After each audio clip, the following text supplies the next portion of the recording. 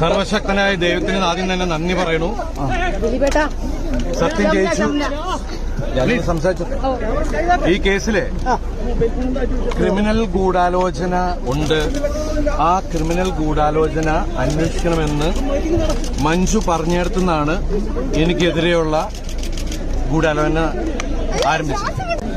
അന്നത്തെ ഉയർന്ന ഒരു മേലുദ്യോഗസ്ഥയും അവര് തെരഞ്ഞെടുത്ത ഒരു സംഘം ക്രിമിനൽ പോലീസുകാരും ചേർന്ന് ആണ് ഇങ്ങനൊരു നടപടി ഉണ്ടാക്കിയത്. അതിനായിട്ട് ഈ കേസില് മുഖ്യപ്രതിയെ കൂട്ടുപിടിച്ച് ഈ പോലീസ് സംഘം ഒരു കള്ളക്കഥ മെനഞ്ഞെടുക്കുകയാണ് ചെയ്തത്.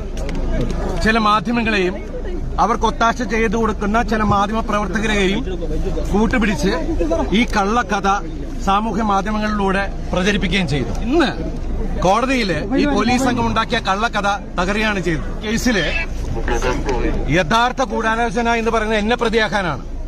സമൂഹത്തില് എന്റെ കരിയർ, എന്റെ ഇമേജ്, എന്റെ ജീവിതം നശിപ്പിക്കാൻ വേണ്ടി ചെയ്തതാണ്. അതാരാ ഗൂഢാലോചന നടത്തിയത്? പക്ഷേ ഞാൻ പറഞ്ഞോട്ടെ, നിങ്ങൾ 9 വർഷം പറഞ്ഞല്ല കേട്ടോ, ഞാനൊന്നും ഒരു പ്രാവശ്യം